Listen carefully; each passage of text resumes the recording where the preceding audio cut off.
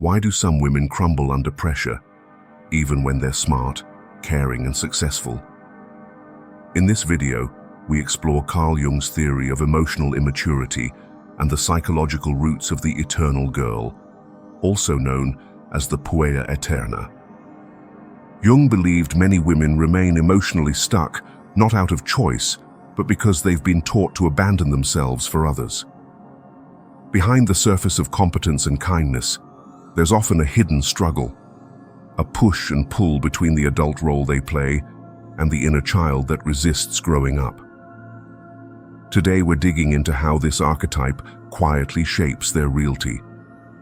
My mother was the kindest human being to me, but after we cooked dinner when she fell sick, we found her sobbing in her bedroom, apologizing to us. Why? Because she believed her value to us was only as a chef. This incident left me confused. Why did my mum think we tied our love for her to her cooking skills? What was this weird compulsion to serve us, even though we were adults already? Was this still love and sacrifice, or had it become something else? Let's talk about Carl Jung's theory. Jung has stated that the most terrifying thing is to have embraced oneself completely. For most women, this is more difficult because of how society has defined the female role. In many cultures, a woman's growth is tied to the impact she has on other people and not necessarily herself. From ancient medieval times, a girl is deemed to be grown once she can take care of a family. So, every teaching she receives before then is geared towards preparing her for that moment. Even in societies that are matriarchal in nature, the woman's nature is still wired to thinking of the household first. Because of this, certain personal areas that define a woman's growth have been overlooked. Many women grow up being conditioned to measure their worth by the well-being of those around them. They learn early that their success is seen through the lens of how well they nurture others, how effectively they hold a family together, and how much they contribute to the emotional stability of those they love. Yet, amid all this, little focus is given to their internal development as individuals. This is why many women still feel like a part of them has not yet grown up, even though they are older. Does this sound like any woman you know? It is commonly presumed that adulthood comes naturally after that. For instance, drop a star in the comments section if you believe that we develop emotional intelligence naturally. You will that many people may agree with you, that we automatically develop composure and a clear sense of purpose as we age. But life doesn't always cooperate with that presumption. Many women end up becoming adults and find themselves trapped in a deep sense of stagnation. They may have achieved everything society told them they should aim for, but feel alienated from who they are. They may have been so caught up in trying to fulfill other people's expectations that they never even took a seat to truly find out who they are outside of being daughters, wives, mothers, or caregivers. This is what makes some women feel trapped. It is not that they don't dream or want to be something, but they can't reconcile who they are and who they want to be. They might have this internal struggle of the person they have been conditioned to be and the one they feel they should be. They may get a gut feeling there is more there for them, but lack the courage to move into that role in themselves. The discomfort is based on decades of external validation shaping their own self-concept and the internal voice being vague or weak. This struggle can manifest in different ways. Some women experience lingering dissatisfaction despite appearing to have everything they need. Others might feel an unexplainable fear when faced with decisions that require them to prioritize themselves.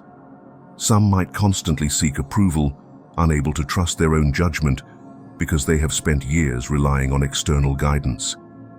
There are also those who feel an overwhelming guilt when they attempt to carve out space for their own personal growth, as if choosing themselves means betraying the roles they have been given. If you think deeply, you'd realize you know someone who fits into these categories. For many, this realization does not come all at once, but in small moments of discomfort. It might be a sudden awareness that they have been living according to someone else's script. It might be the frustration of always putting others first without receiving the same effort in return. It could be a silent desire for something better, but without knowledge of what it is. Whichever form it comes in, the question is more often than not followed by, where do I start? The answer to that is rarely straightforward. Growth, particularly the kind that requires unlearning deeply ingrained beliefs, is a process that takes time. Type growth in the comments if you believe this. But the first step often begins with acknowledging the gap. To understand that there is a difference between how life has shaped them and who they are is the beginning of self-discovery. It is allowing themselves to question what they want outside of what is expected of them. It is being open to accepting the discomfort of stepping outside of comfortable roles and choosing to discover who they are. While this journey can be daunting, it can also be one of the greatest acts of freedom a woman can experience. It is the recovery of a self that never lost its existence, but was overshadowed by coats of duty, expectation, and conditioning. It is an opportunity to create oneself not for external validation, but for a sense of meaning and fulfillment within. One can be paralyzed with the fear of choosing oneself, but on the flip side of that fear exists a fully expressed, fully alive, and fully present version of oneself. There may be, certainly, a sense of having got it all just so, to be in the right place at the right moment, to carry out duties, to pursue relationship, to plant a career, but still somehow, deep within, a persistence of restlessness. It's as if the world keeps revolving, but one feels stuck in time, waiting for something hidden to fall into place. This feeling of incompleteness is less the result of individual choices, but rather something deeper, a psychological effect that has been observed and researched throughout history. Carl Jung examined this very puzzle. To him, maturity was not a mere function of age or achievement, but a psychological journey, one that many never truly undertake. He observed that countless women remain emotionally immature, not due to personal failings, but because they unconsciously resist the very challenges required for growth. By remaining unaware of the forces shaping their emotional world, they remain bound to patterns they do not fully understand. From the beginning, most women are implicitly instructed to put external validation above self-exploration. Just like my mother, they are rewarded as kind, caring, and compliant women, and they are taught early in life that they are loved in accordance with their ability to care for others. Even where women's ambition is encouraged, there is an implicit message that a woman should still temper her achievement with warmth, modesty, and selflessness. These lessons permeate our mind and start to influence decisions and definitions regarding ourselves, their effects occasionally subtle or explicit. Now, does this change in adulthood? The answer is no. They only express themselves differently. A woman will be successful in her career but feel somehow guilty to be self-centered. She may hook up with others with outwardly great looks that appear fantastic in many ways, only to be going through a never-ending cycle of feelings of unrecognizable emptiness which she cannot articulate. Have you met someone like this before? She may have co-workers, friends, and relatives, and yet bear an underlying feeling of isolation. These are not shortcomings of the person, but a reflection of the fact that there has been neglect of something in her growth. There is no growth without conflict. In order to grow emotionally, a woman will be forced to face the parts of herself that have been buried deep beneath years of conditioning. It is a confusing process because it requires her to challenge long-held assumptions and to relinquish familiar but confining roles. It requires letting go of patterns of self-doubt and embracing the uncertainty of real change. It is not an easy road, but it is the only way to transcend the life that is felt to be dictated by forces beyond sight. Real adulthood is not based on age, accomplishments, or responsibility. It is a turning inward, a willingness to meet the parts of the self that have been evaded for so long. This is the place where real growth begins. It is not a matter of leaving behind previous roles or denying the values that have built a life, but incorporating them into a richer, more conscious sense of self. Only then do the restlessness and discomfort dissipate, giving way to an inner confidence that life is no longer something that is happening to one, but something that one is living actively. Let's move on to archetypes. In Jungian psychology, archetypes are fundamental forms of human thought and behavior. A Puella Aeterna, or the eternal girl, is an example of an archetype. A woman who, even though she becomes older in age, is psychologically fixated on youth. While the carefree child lives in the natural rhythms of early life, the eternal girl exists in a prolonged state of psychological adolescence and either cannot or will not accept the complexity of adulthood. On the surface, naturally, there is something to be said for the eternal girl. She is lively, inventive, often romantically inclined. She avoids the ennui of routine and seeks novelty and inspiration in the world. But underlying all this liveliness is a profound fear, a fear of responsibility, of staying, of the ultimate weight of self-actualization. Instead of having her own reality, she exists in a state of limbo, suspended between what is and what could be, grasping at visions of something that never fully materializes. Now, is this status necessarily a deliberate choice? On the contrary, it is more likely that this behavior comes from conditioning. This means it develops through a mix of early life experiences, pressure from society, and messages that are picked up over time about what it means to be an adult. Many women learn from a young age that their worth is tied to how they care for others, how they maintain relationships, and how much they give of themselves.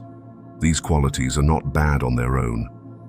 But problems can arise when a woman wants to grow in ways that go beyond these roles. She may feel torn between who she has been taught to be and who she wants to become. For some women, growing up does not feel natural. Instead, it feels like something being forced on them. This can lead to a kind of resistance. These women may avoid the usual signs of becoming an adult. They might shy away from long-term relationships or stable jobs. They may find it hard to look deeply into their own feelings and thoughts. Instead of settling down, they might chase after things that feel exciting in the moment. They may fall into dreamy ideas of perfect love or get caught up in new projects that never really get finished. Their sense of who they are keeps changing. It never feels solid or clear. They are always becoming someone new, but never becoming someone complete. This is an archetype that shows up so many times in so many different ways. Maybe it's the woman who drifts from one job to another. She never stays on course, always searching for something that feels utterly right, but never really getting there. She drifts from job to job, waiting for the next to be the perfect one, only to have the same dissatisfaction seep in.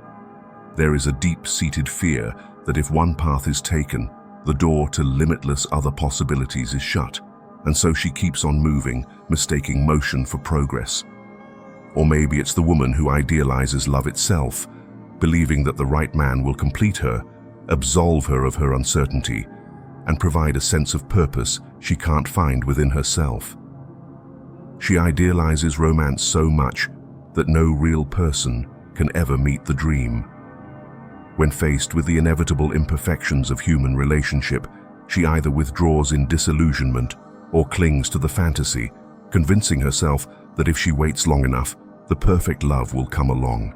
It is this conviction that keeps her from the emotional work of building a mature, mutual relationship.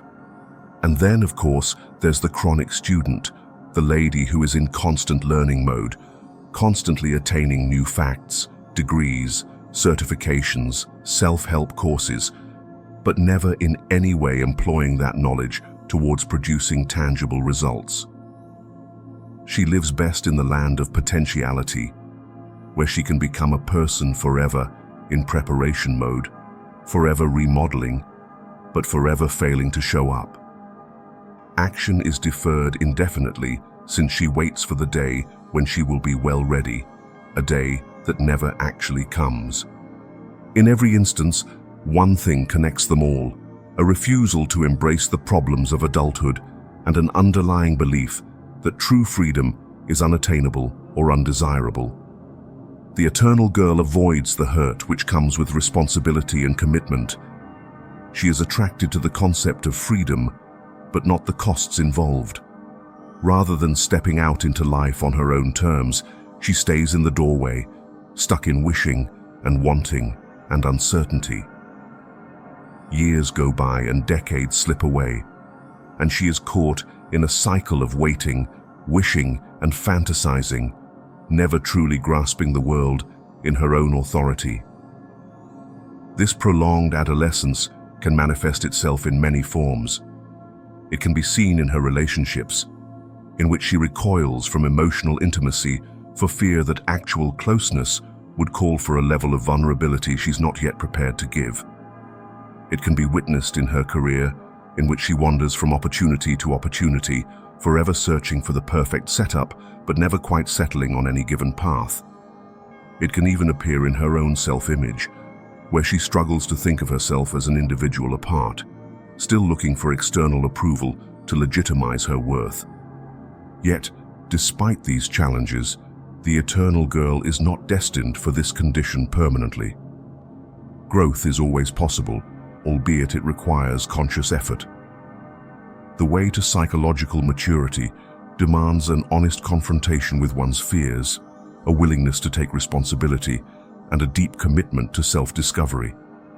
It is not about abandoning dreams or stifling creativity, but about grounding oneself in a reality from which goals can be actively worked towards rather than endlessly dreamed about. To break the chronic girl stereotype, a woman must learn to recognize that she is the author of her own book. She must recognize that freedom lies not in constant avoidance, but in the risk of facing the challenges of life with courage. Adulthood, when embraced, does not mean the loss of wonder or curiosity. Rather, it affords a richer, deeper relationship with life, where dreams are not just potentialities, but actualities predetermined by conscious effort. The transition from the eternal girl to a full woman is not a one-night event, but a nurtured process. It is a willingness to take a leap into the unknown, to take ownership of the choices, and to be aware that growth also comes with pain. But in doing so, she shifts from a place of passive being to one of active doing, in which she is no longer sitting around waiting for life to happen, but is rather making it happen with her own hands. It must be pointed out that this trend is not a sign of personal failure, but rather a psychological coping strategy. The Puella Aeterna's eternal girl is not simply resisting maturation because she is lazy or hedonistic. Instead, she is unconsciously protecting herself from the disillusionment and pain she has associated with coming of age. It is not just to be a certain age or stage of life to be an adult. It is to be brought face to face with imperfection, loss, and doubt. These are all things that can be really uncomfortable. It is to arrive at the realization that things won't always turn out as they had previously anticipated, that one's aspirations can be crushed, and that the world is not nearly as kind and structured as it had appeared to have been when younger. It demands leaving behind the reassuring fantasies of childhood and entering the unknown land, where things are less known and less safe. For those who have no idea how to deal with these changes, avoiding them altogether might be the only seeming means of protecting their own safety. It becomes a way of clinging, even if the clinging is to a version of themselves that never changes. Meanwhile, the roots of emotional immaturity usually go way back in childhood, where they are shaped by well-intentioned but overprotective parents. These parents, eager to shield their daughters from hardship, inadvertently suppress their emotional growth. Jung described the danger of an unlived life, a life in which critical development experiences are withheld so that the person is not ready to meet the challenges of adulthood. Overprotected children are seldom permitted to learn from their own mistakes. You know the kind of kids I'm talking about, right? Their parents jump in at the first sign of trouble, ending battles for them, deciding for them, and shielding them from the common traps of life. Yes, this can be a short-term source of security and comfort. It really keeps them from developing the emotional strength they need. By never experiencing setbacks themselves, they never learn to handle failure and adversity. When they grow up, they will be failure-phobic adults, not for a lack of strength in their nature, but because they were never permitted to develop the strength to rise above it. This pattern continues into adulthood. Women who grow up without the chance to develop autonomy struggle with self-trust. They second-guess themselves, rely on others for approval, and get stuck in decision-making loops. When life inevitably presents them with a curveball, they see it not as a minor setback, but as an overwhelming crisis. Without the inner framework to handle uncertainty, they regress to avoidance, seeking distractions or external solutions rather than confronting difficulties head-on. At the core of emotional immaturity lies a deep-rooted avoidance of pain. Growth of any sort demands challenge and struggling, yet numerous women have been conditioned to view difficulty as something to be avoided, rather than something to be embraced. The idea that struggle is a necessary component of life and personal growth is lost. When faced with big decisions, they procrastinate, not through lack of brains or capacity, but merely because they have never been equipped with the instruments to deal with the foggy and unmapped terrain of choice. Every step ahead is weighed down by the baggage of failure, and therefore they procrastinate. They seek others' reassurance in the guise of some form of certainty that will never come. This endless waiting for the other person's approval only works to further seal the feeling of helplessness and make it harder to step out of the comfort zone and accept responsibility for their own choices. The inability to make decisions confidently becomes a self-perpetuating cycle of evasion and insecurity. So how can a woman correct this reality? Jung believed that psychological maturity comes through individuation, the synthesis of all aspects of the self, including the feared or repressed. The Puella Aeterna's eternal girl must contend with her unrecognized fears, dependencies, and illusions that bind her to an extended adolescence. Individuation requires radical honesty. It demands an examination of one's own patterns, an acknowledgement of the ways in which immaturity manifests, and a willingness to take responsibility for one's own growth. It is not an easy path.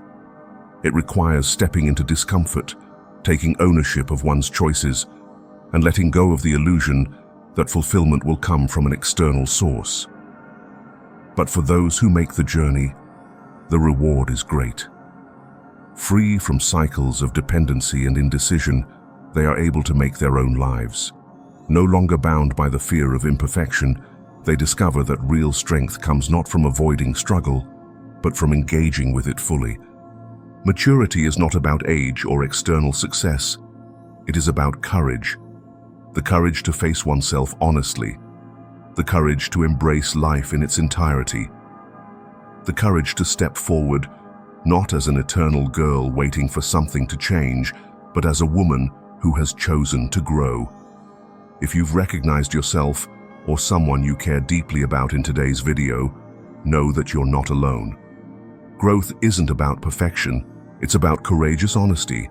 It's about stepping into the discomfort, facing our shadows, and choosing authenticity over approval. Remember, your value isn't measured by how much you sacrifice for others, but by the truth of who you genuinely are. If you're ready to take that first brave step toward real emotional maturity, type "I choose growth" in the comments below. Your words could inspire someone else who desperately needs to hear them. If this video resonated with you, please like and share it with someone who might need this message today. And if you haven't already, subscribe to our channel and click the notification bell, because together, we're creating a community that chooses truth, courage, and lasting transformation. Thank you so much for watching. We'll see you in the next video, and until then, never stop growing.